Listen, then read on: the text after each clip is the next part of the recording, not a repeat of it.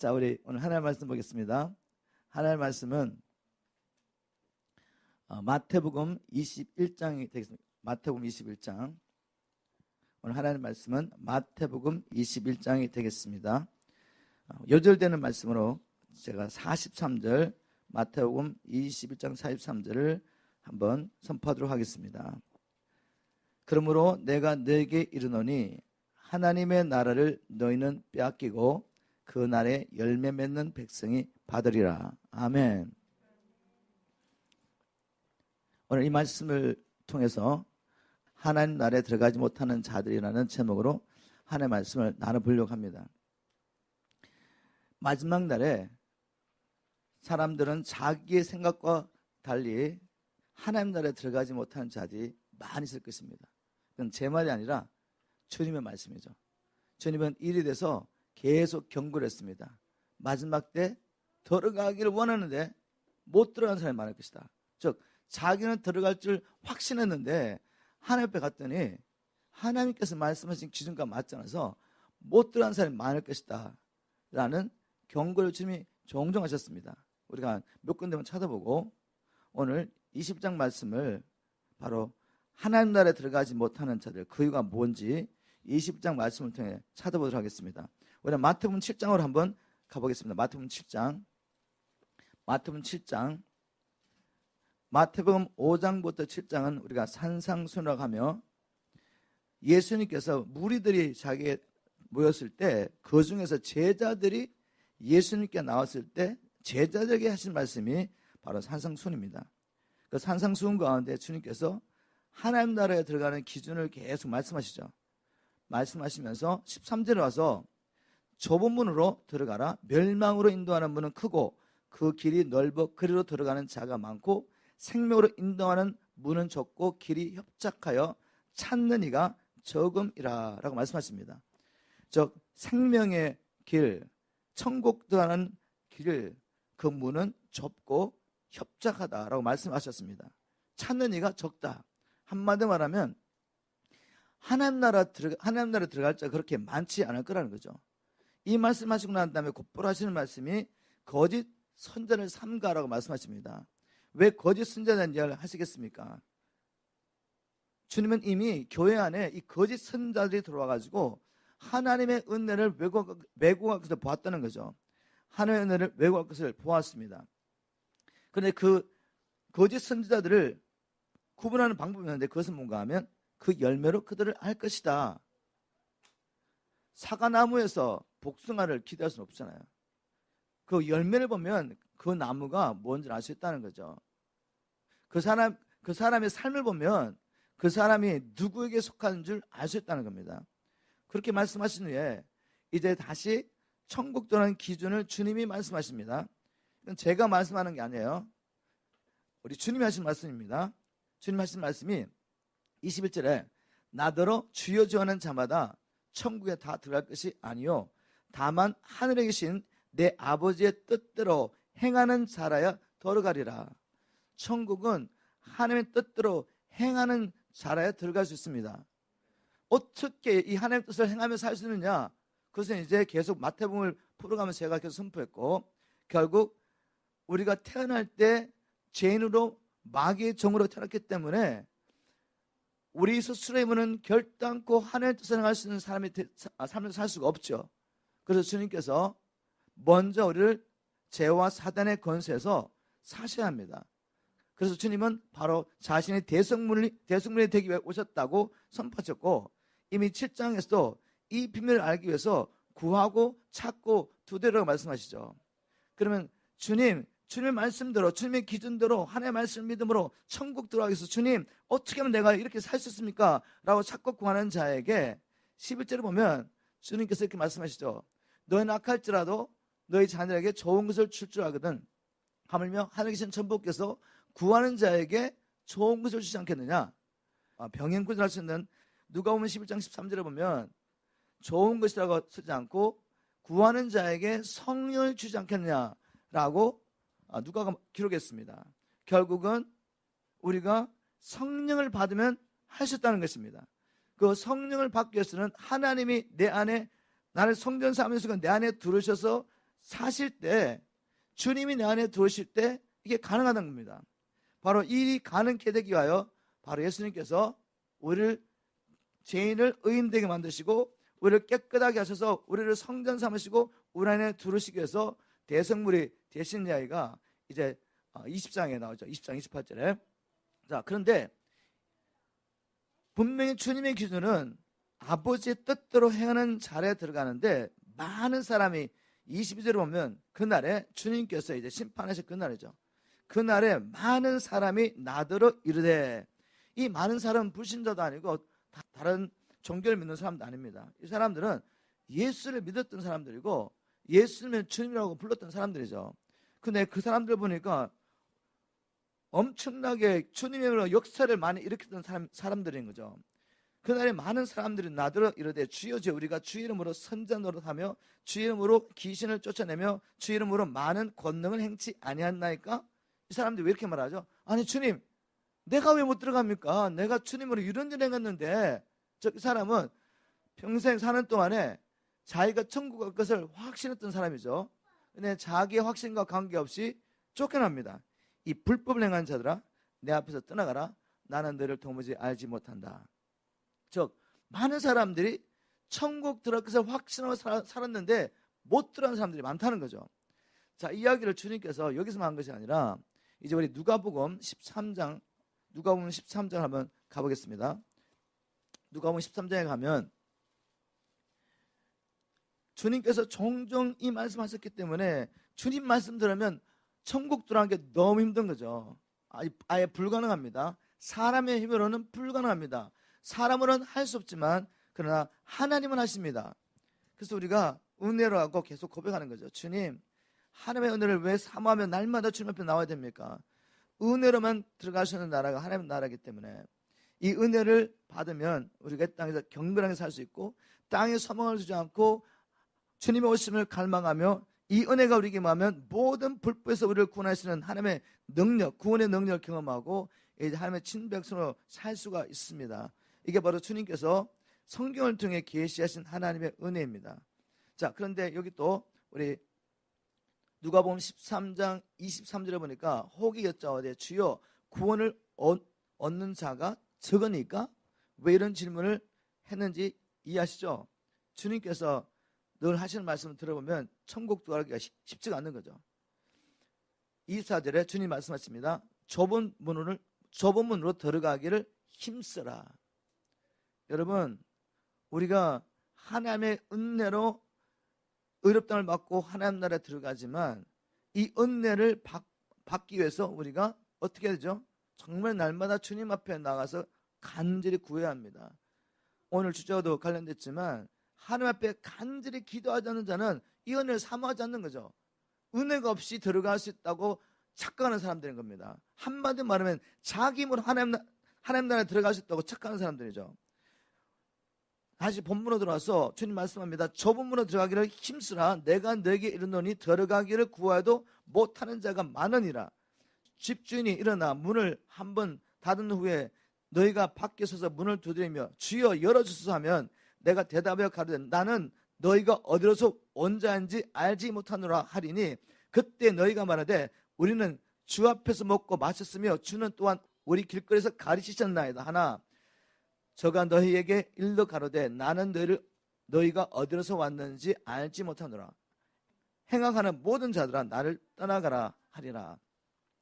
여기서 지금 주님 앞에서 천국 문이 닫혔는데 들어가려고 하는 사람들이 지금 어떻게 자기 대해서 얘기하겠죠? 주님, 우리를 모르신다뇨. 우리가 주님 말씀도 들었고 주님 오병이어 기전행할 때 그 자리에 있었고 이 사람 입장에서 보면 이 사람은 평생 주님 믿는다고 생각했고 천국 갈 걸 확신했습니다. 근데 못 들어갔어요. 성경에 보면 자기의 확신과 관계없이 못 들어간 사람들이 마지막 날 많을 것이라는 것입니다. 맞습니까? 이게 믿어진다면 우리가 좀 정신을 바짝 차리고 이제 성경이 말하는 하나님 나라에 들어간 기준이 뭔가를 발견해야 합니다. 그리고 어떻게 그렇게 살아낼 수 있는지를 성경 말씀을 통해 찾아봐야죠. 왜냐하면 성경에는 바로 믿음으로 살았던 수많은 사람들이 이야기가 있다는 겁니다. 그리고 또 한편으로는 믿음으로 살지 못하고 불순종하다가 하나님 불러주셨지만 못 들어갔던 사람들 이야기가 또 많이 있습니다.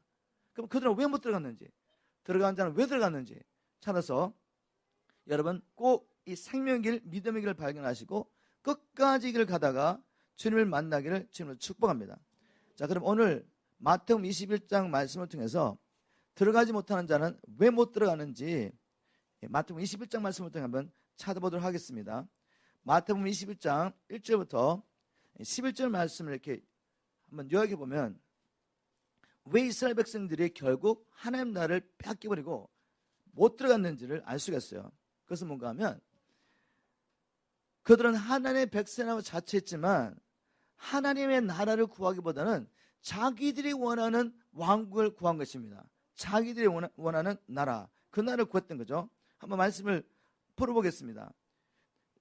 어떤 이야기가 여기 기록됐냐면 이제 예수님은 가이사랴 빌립보에서 사람들이 나를 누구로 하느냐라고 질문했을 때 베드로가 주는 그리스도시요 살아계신 하나님의 아들이십니다 라고 고백한 그때로부터 이제 자신이 예루살렘에 올라가서 권한을 받고 죽고 3일 만에 부활할 것을 말씀했습니다.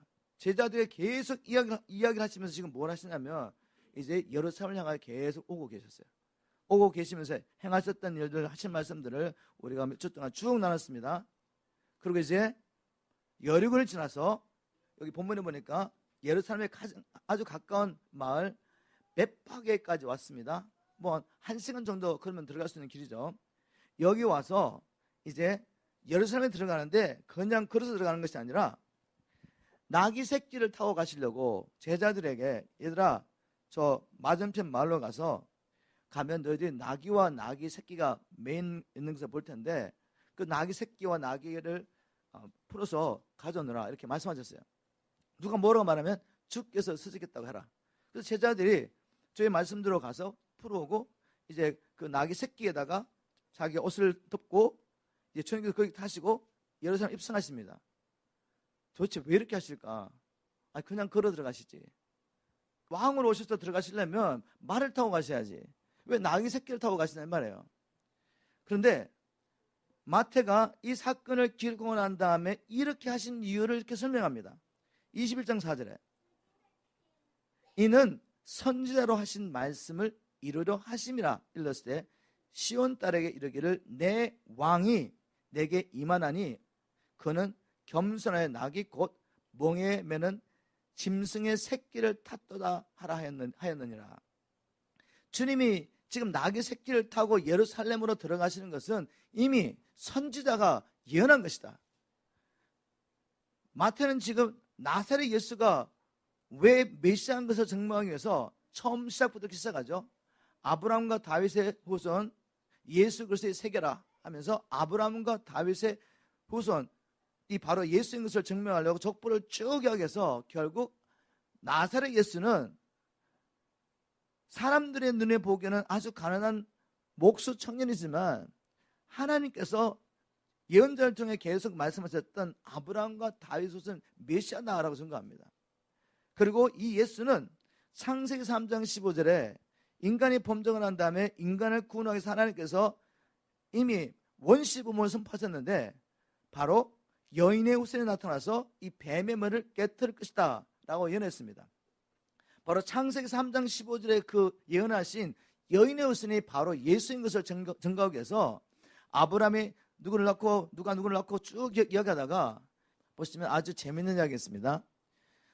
마태복음 1장 이제 15절부터 읽어보면 엘리옷은 엘르아살을 낳고 엘르아살은 mat단을 낳고 mat단은 야곱을 낳고 야곱은 말의 남편 요셉을 낳았으니 이렇게 쭉 내려왔으면 요셉은 예수를 낳고 이렇게 말해야 되잖아요. 근데 그렇게 말하지 않고 요셉을 낳았으니 마리아에게서 그리스도라 칭하는 예수가 난디라 라고 말하면서 계속 촛불을 따라 내려왔는데 결국은 요셉이 예수를 놓고 라고 말하지 않고 요셉의 와이프 마리아에게서 그리스도가 났다고 말하죠. 자, 그럼 어떻게 됩니까? 결국 예수님은 아담을 통해 오지 않았다는 거죠. 예수님이 아담을 통해 왔다면 어떻게 됩니까, 여러분?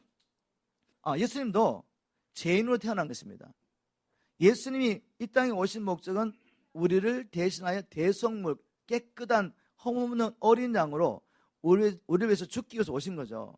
그런데 사람의 후손으로, 아담의 후손으로 오면 안 되는 거죠. 그래서 창세기 3장 15절 말씀이 그대로 성취됐습니다. 이렇게 쭉쭉 이야기하면서 마태는 계속해서 구약의 예언이 예수님의 말씀 가운데 어떻게 성취된 것을 이야기하다가 여기 와서 다시 예수님께서 낙이 새끼를 타고 예루살렘 입성하는 사건을 보면서 스가랴 9장 9절이 성취했다고 선포하는 거죠. 스가랴 9장 9절. 한번 여러분 스가랴 9장 9절 한번 가보십시오. 제가 한번 읽겠습니다. 시간 관계상 제가 그냥 읽고 지나가겠습니다.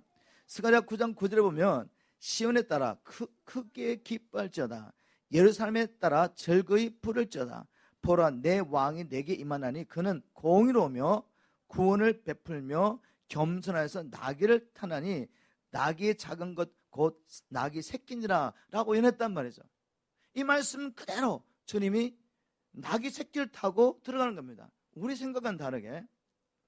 그래서 주님께서는 구약에서 예언하던 바로 그 메시아가 나사렛 예수시구나 라는 것을 마태는 계속 증거하고 있습니다. 자, 그럼 여기서 우리가 왜 주님께서 이 나귀 새끼를 타고 들어갈 것을 스가랴가 예언했을까? 그 의미가 뭔가를 우리가 생각해 봐야 됩니다. 여기서 복음을 찾아야 돼요. 복음을. 이 질문에 대한 답을 얻으려면 우리가 출애굽기 13장을 가보셔야 돼요. 출애굽기 13장. 출애굽기 13장을 가보시면 12절, 13절 말씀 읽고 예수님이 나귀 새끼를 타고 입성하는 게 뭘 의미하는지 우리가 알 수 있습니다. 그런데 그분은 왕이셨습니다. 왕이 너에게 임하는데 말을 타고 들어간 것이 아니라, 승리한 왕이 말을 타고 들어간 것이 아니라 이 왕이 지금 분명히 싸움에서 승리하고 이제 자기 백성을 구원했을 텐데 나귀 새끼를 타고 들어가는 거죠. 이게 주는 복음이 뭔가, 이걸 통해서 주님께서 보여주신 복음이 뭔가를 보겠습니다. 출애굽기 13장 12절에 보면 제가 현대인의 성경으로 한번 읽어보겠습니다. 출애굽기 13장 12절에 보면 여러분은 사람이나 짐승의 첫 태생을 구별하여 여호와께 바치십시오. 처음 난 짐승의 수컷은 다 여호와의 것입니다. 뭐 여기서 이제 문맥 가운데 여러 가지 설명할 게 많지만 오늘 거기에 초점이 아니기 때문에 잠깐 제가 설명해 드리면, 이제 주님께서 이스라엘 백성들을 애굽에서 건져낼 때 이제 마지막 심판이 뭔가 하면 애굽의 첫 것을 다 죽이셨습니다. 애굽의 첫 것을 다 죽인 거죠. 첫 것은 이제 대표 짐승이든 사람이든 첫 것을 다 죽이셨어요. 왜?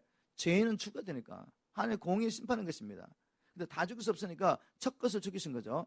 그런데 이스라엘 백성은 죽임을 당하지 않았어요.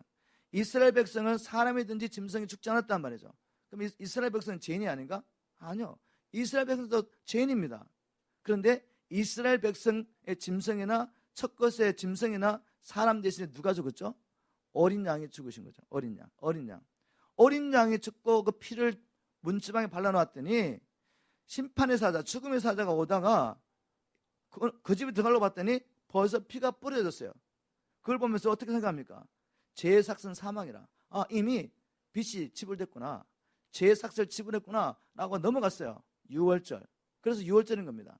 바로 이 절기도 장차 오셔서 우리 죄인들에서 죽으실 예수 그리스도 어린 양을 계속하는 것입니다.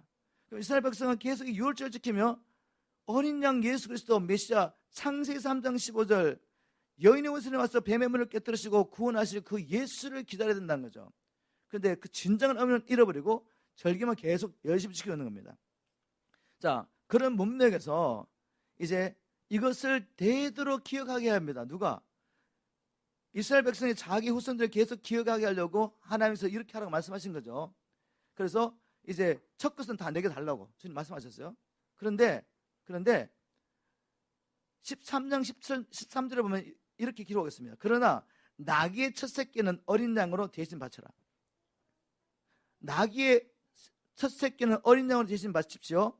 만일 어린 양으로 대신 바치고 싶지 않으면 여러분은 그 나귀의 목을 꺾어야 합니다. 첫 것은 다 내 것이기 때문에 다 날 달라고 한 거죠. 그런데 나귀 새끼는 첫 것 안 맞습니다. 주님이. 왜? 나귀는 부정한 짐승을 여겼단 말이죠. 그래서 그것은 죽여야 된다. 부정한 짐승은 죽어야 돼. 그런데 그거 안 죽이고 싶으면 어린 양으로 대속해라. 어린 양으로 대신 바쳐라. 이런 규율이 있었단 말이에요. 자, 이걸 생각할 때 이 나귀 새끼는 누구를 의미하겠습니까? 부정한 짐승, 이 나귀 새끼는 바로 죄인된 우리란 말이에요. 성경의 모든 말씀은 예수 그리스도를 증거하고 있습니다.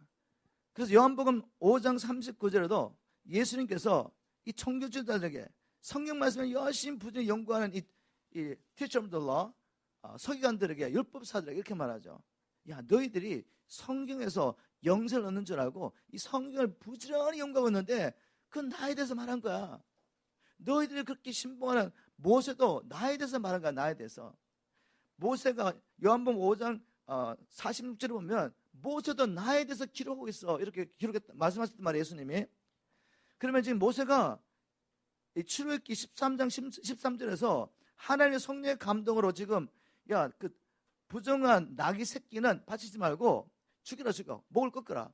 그런데 살리고 싶으면 어린 양으로 대속하라. 이렇게 기록했을 때 이거는 복음이에요, 복음.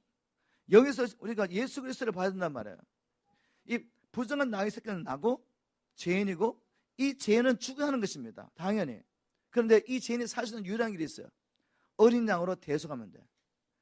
바로 이런 의미에서 주님께서 지금 나귀 새끼를 타고 가시는 겁니다. 지금 이 나귀 새끼인 나를 살리시려고 지금 나귀 새끼를 타시고 들어가시는데 왕으로 지금 왕으로. 사람들의 눈에 보면 아니 왕이 왔으면 정복을 해야지. 이스라엘 백성들을 로마 속국에서 건져내야지. 왕이 들어가서 뭐 하죠? 성전 청결하고 하나님의 말씀 가르치고 병든 자 고치고 나중에 어떻게 잡혀가지고 종교 지도자들과 특별히 자기들이 싫어하는 이방인 권세자에게 잡혀가지고 고난을 받고 죽으신단 말이죠. 그러니 이게 무슨 왕입니까, 여러분? 왕이 백성을 구원해야지.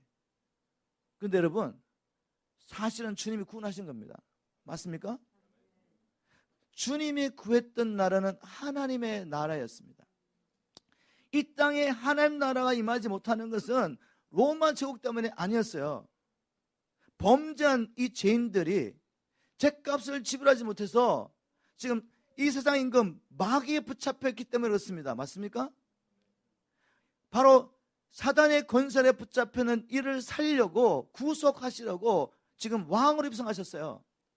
왕으로 입성하셔서 죄값을 지불하지 못하고 붙잡혀 있는 이 하나님의 백성들 자기의 핏값으로 다 구원하신 거죠.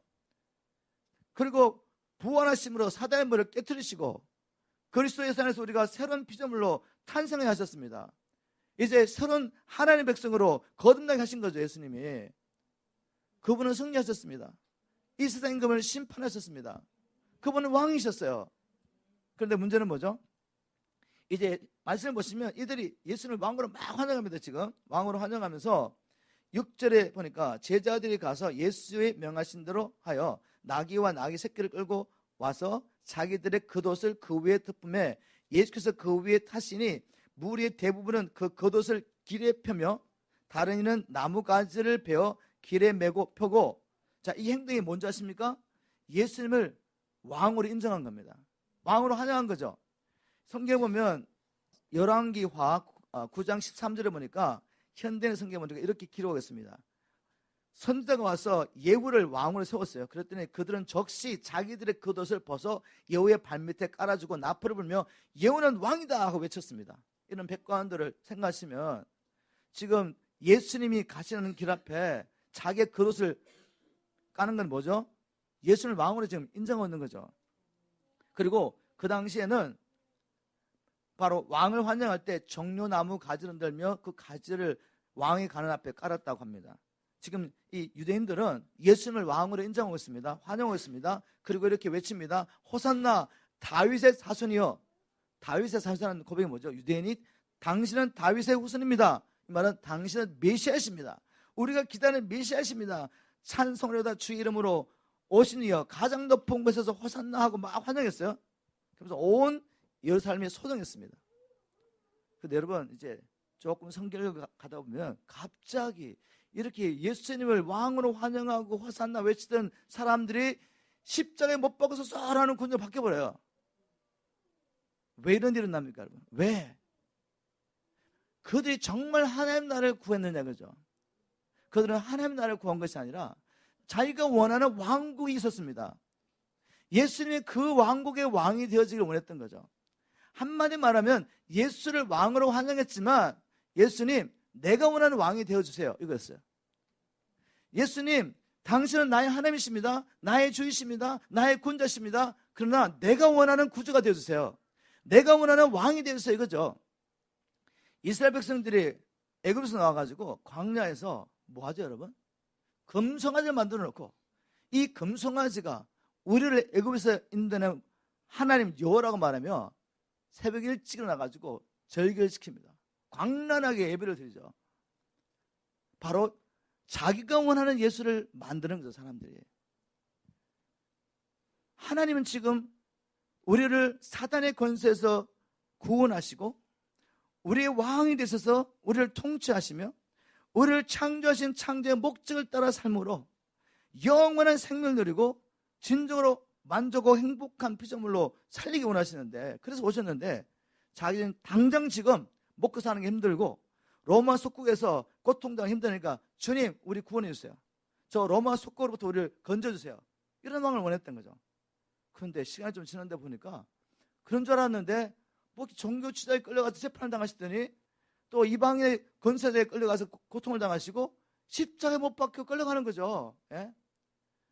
이걸 보고 이스라엘 백성들은 배신감을 느끼면서 십자가에 못 박혀서라고 외칩니다. 우리 가운데 이런 분이 계시면 안 되겠죠. 이들이 하나님의 택함을 부르심을 받았는데 결국 하나님 나라에 뺏겨버려요.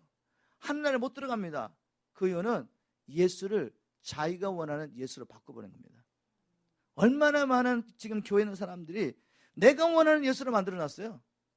그분은 하나님이신데, 나를 창조하신 분인데, 자기 뜻대로 자기 영광에서 나를 창조하셨는데, 그런데 내가 죄인으로 태어나서 마귀의 종으로 태어나서 결코 하나님의 뜻을 이룰 수가 없고 죽을 때까지 마귀의 종로를 하다가 마귀와 함께 저 불못에 던질 수밖에 없는 그런 운명이었단 말이죠. 본질상 진노의 자녀.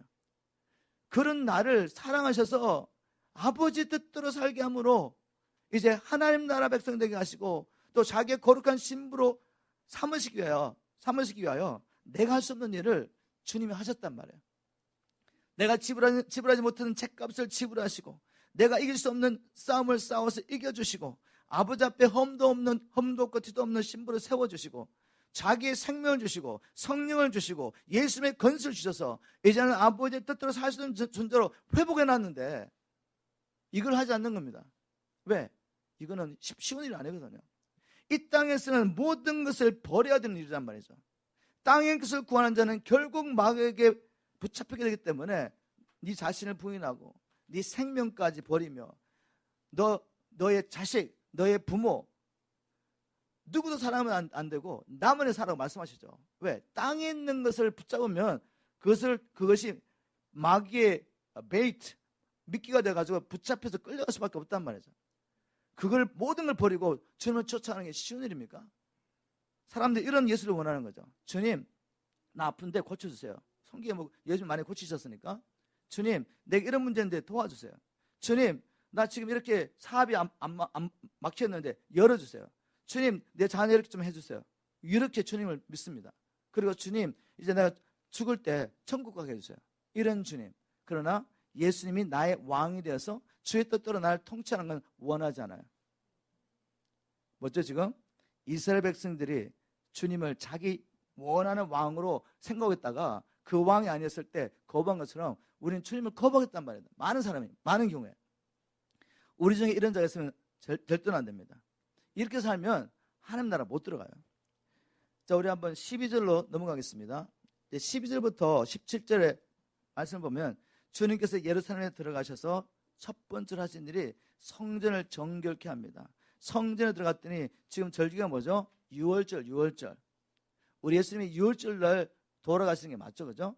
그 6월절도 바로 예수 그리스도의 모형으로 계속 있어 왔기 때문에 바로 그 6월절에 들어가서 어린 양으로 주께서 들어가셨는데 성전에 들어가 봤더니 이제 6월절 절기를 지키려고 온 열방에서 여호와 하나님을 믿는 거룩한 하나님의 백성이 다 모였습니다.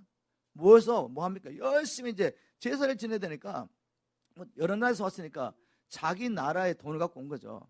그래서 그 돈을 바꿔가지고 또 자기 나라에서 짐승을 끌고 올 수 없지만 끌고 와도 제사장들이 보고 이거 잘못됐어, 험이 있어. 그러면 어떻게 돼요?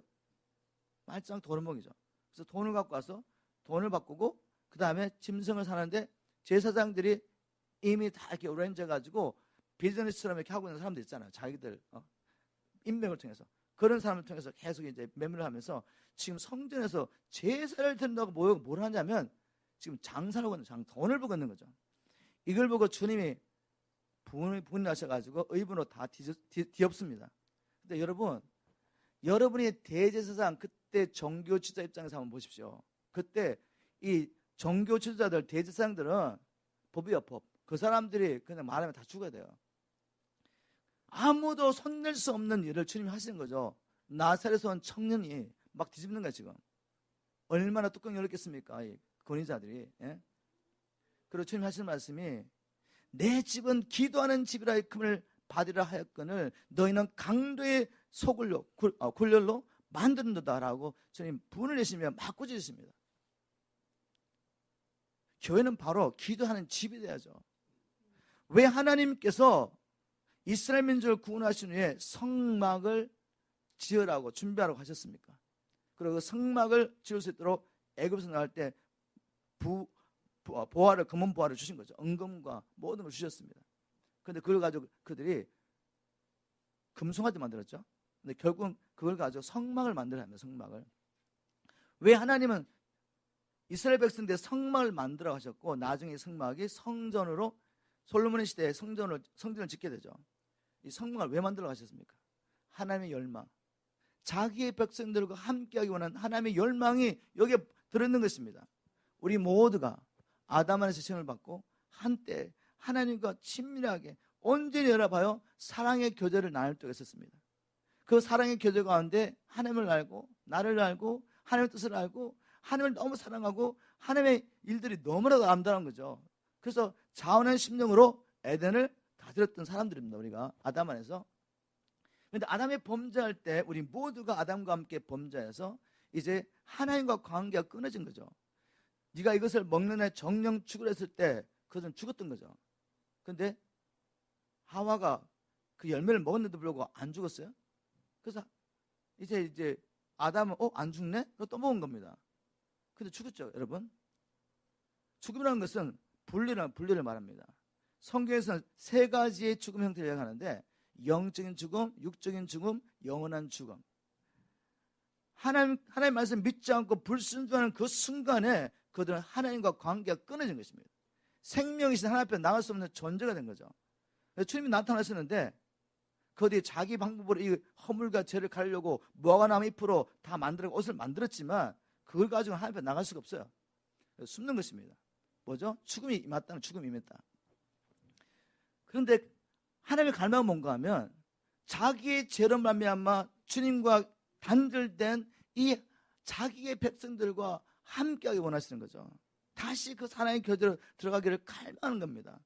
사실 이것이 우리 안에 있어야 되는데 하나님 안에 하나님 안에.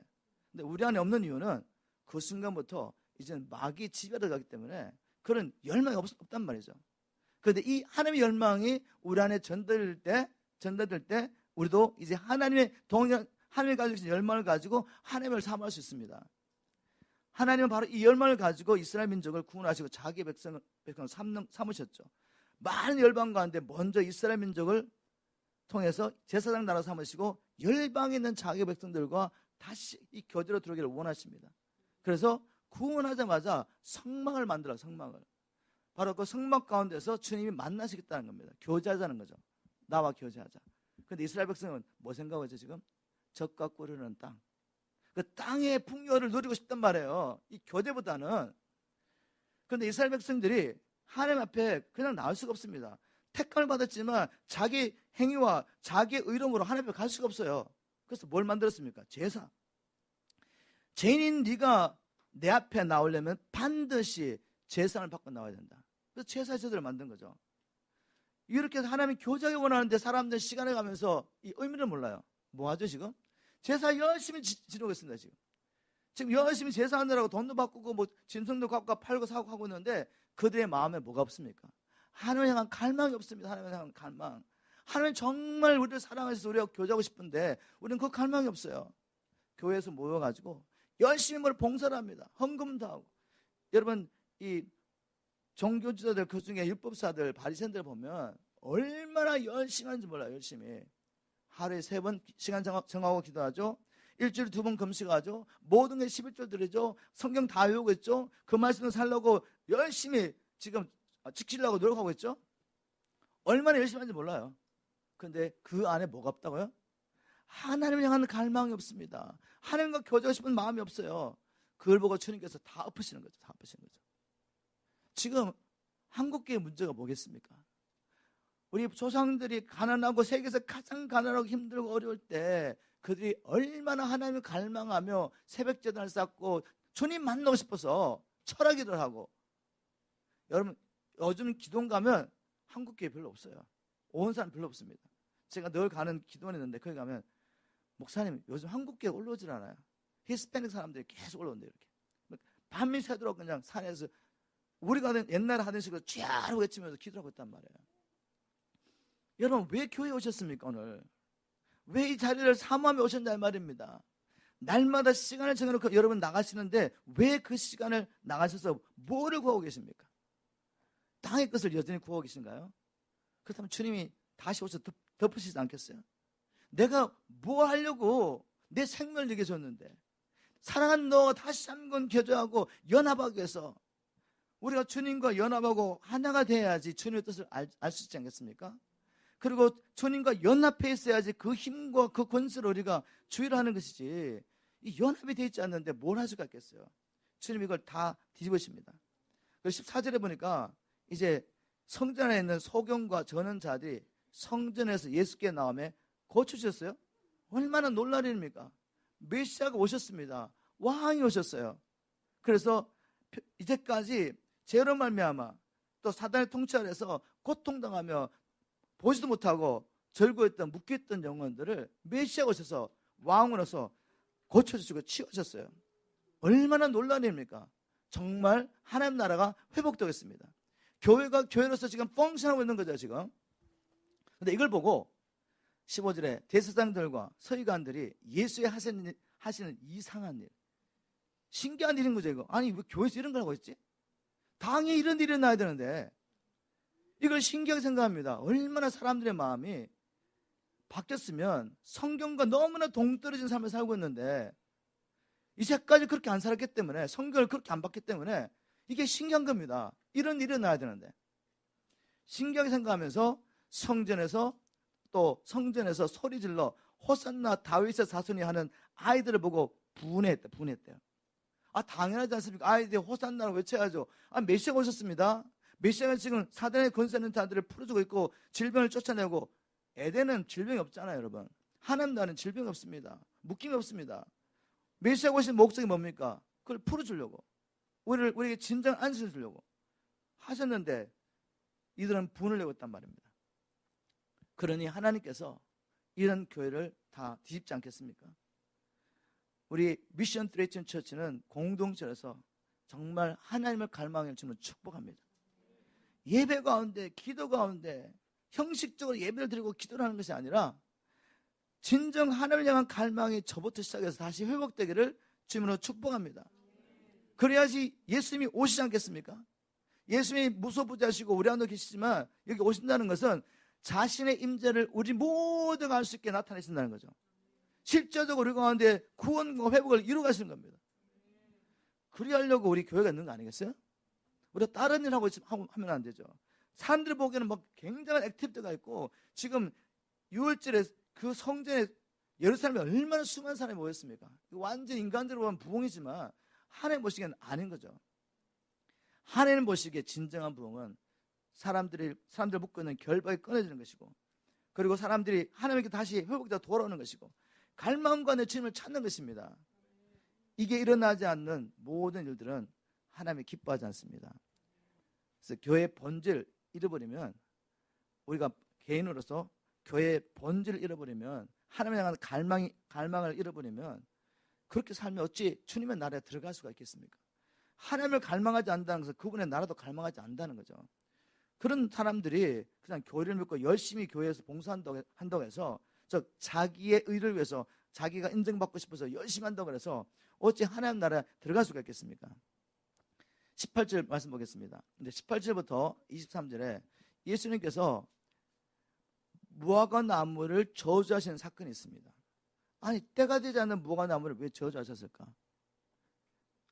19절에 보니까 중반부에 보면 이제부터 영원토록 내게 열매가 맺지 못하리라 하시니 무화과 나무가 곧 마른지라.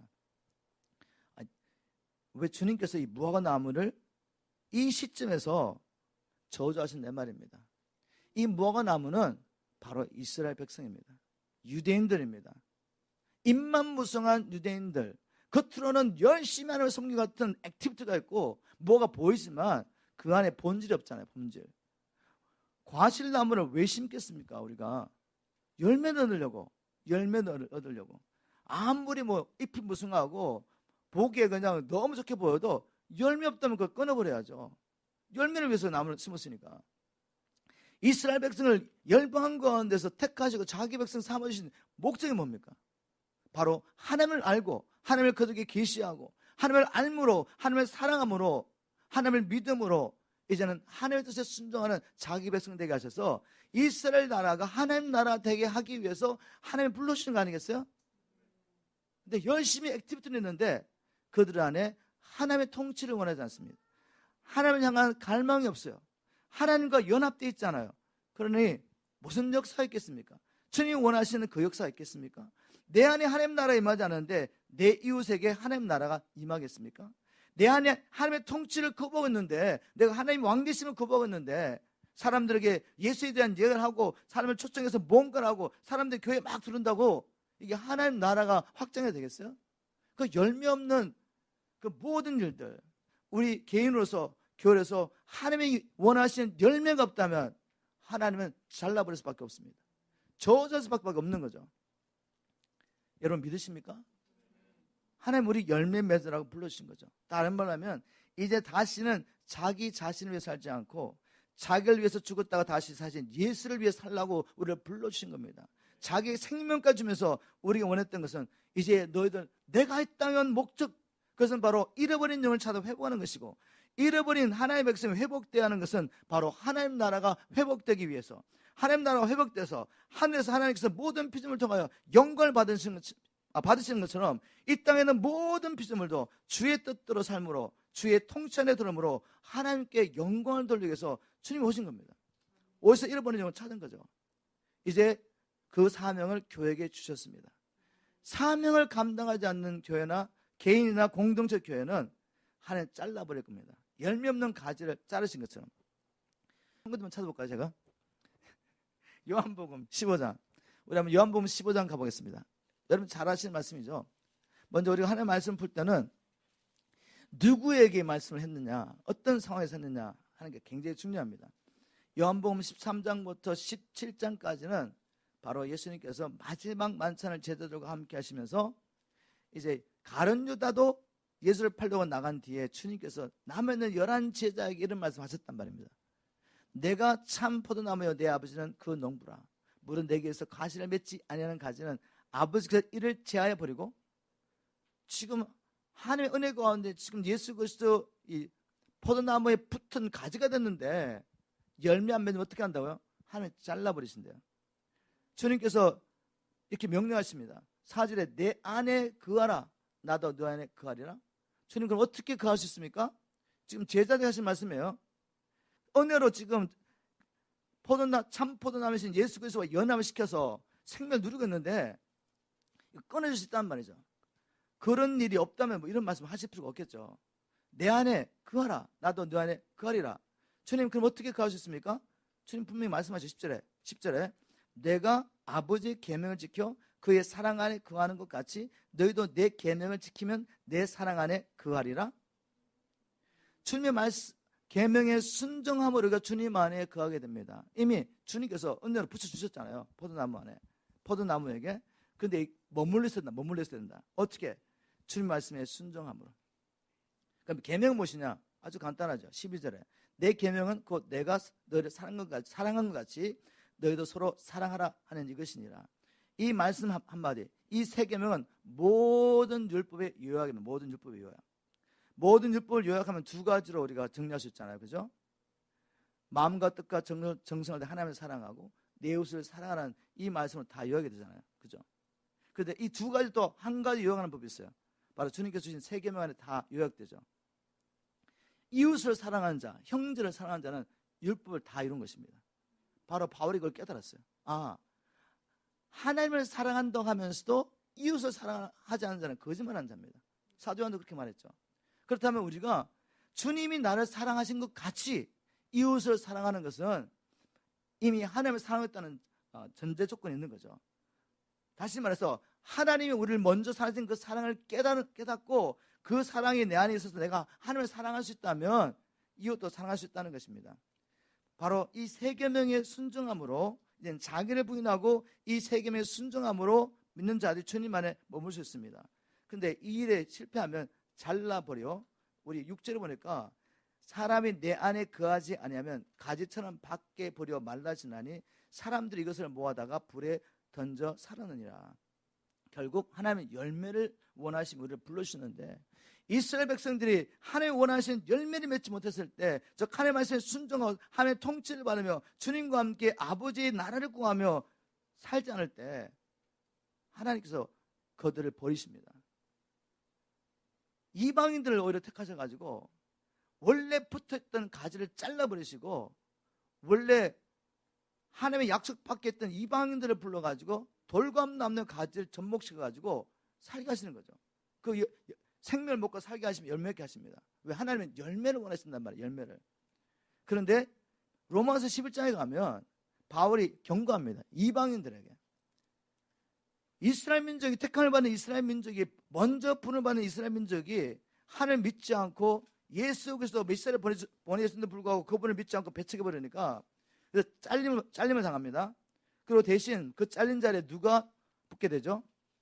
이방인들이 원래는 하나님의 약속 받겠던 자들이 들어가서 생명을 얻으면 누리게 되죠.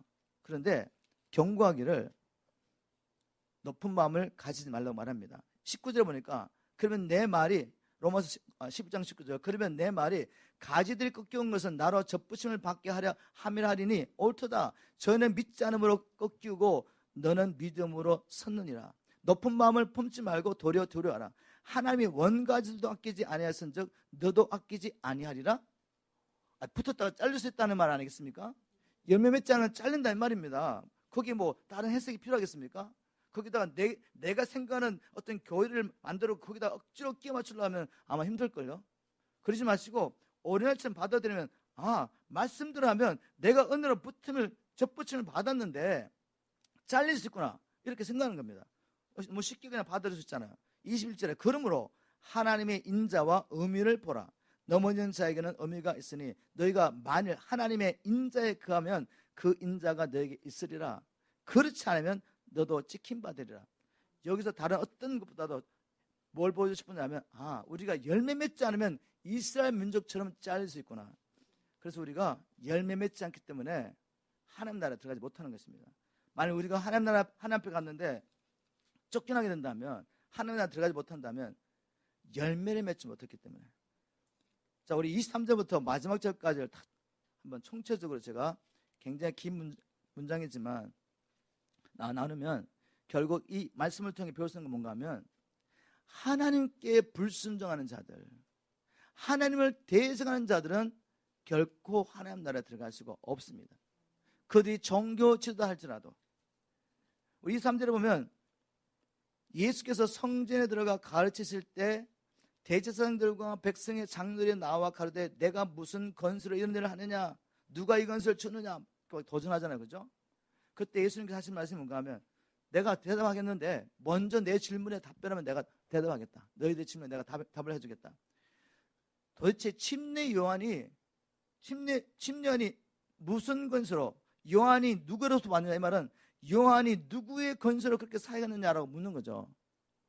하나님께로 왔냐 사람에게 왔냐 물어보는 겁니다. 이 대화를 보면 이 종교 지도자들은 진리를 원한 게 아니에요. 진리를 원한 것이 아니라 무조건 막으려고 하는 겁니다. 예수님을.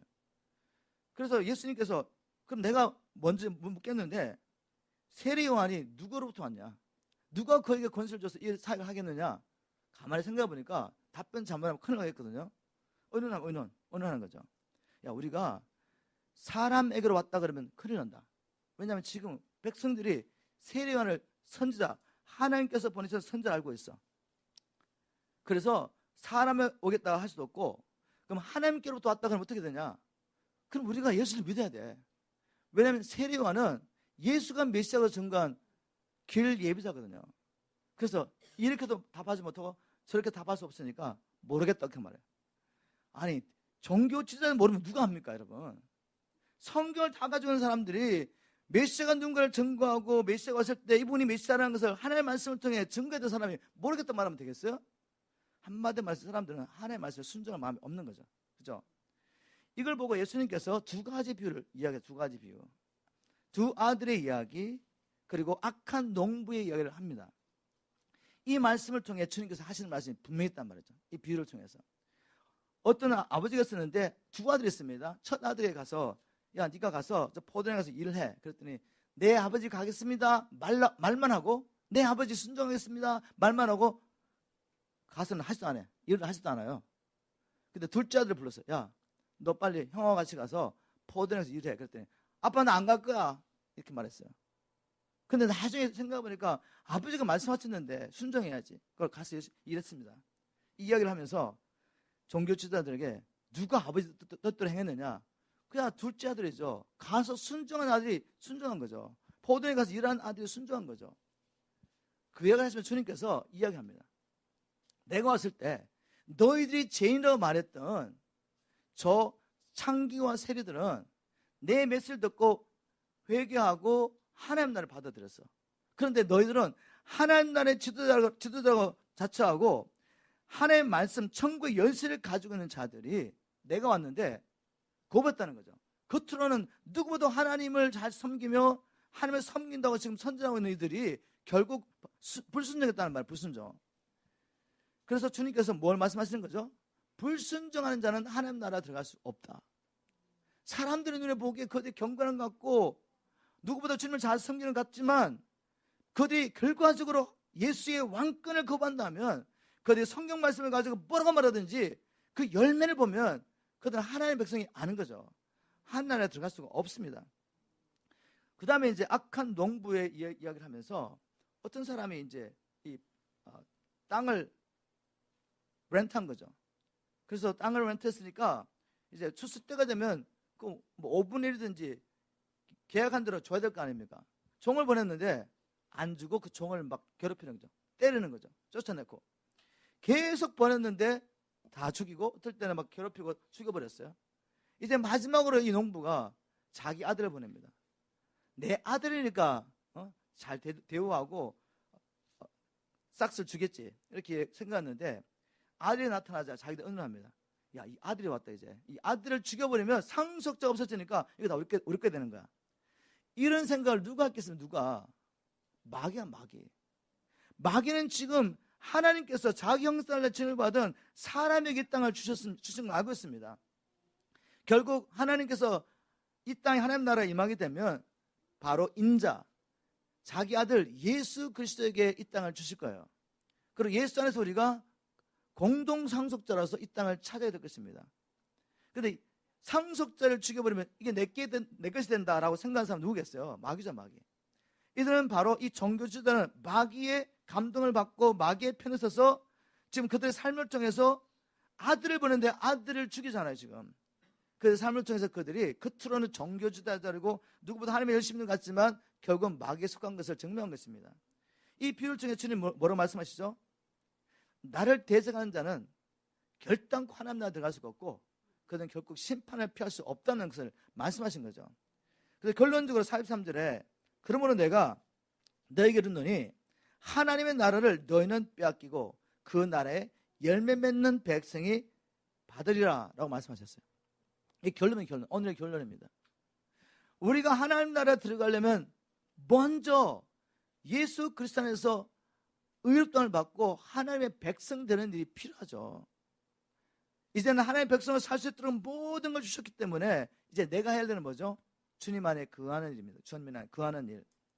제가 이런 비유를 종종 듣는데 잘 들어보세요. 하나님의 은혜와 내가 힘쓰는 것, 어떻게 이것이 조화를 이루어서 우리가 하나님 나라에 들어가게 되는가? 하나님 나라에 들어가려면 오직 은혜로만 들어간다. 지난주에 제가 나눴습니다. 오늘 포커스는 뭔가 하면 우리가 이렇게 살아야 됩니다라는 걸 나누는 거죠.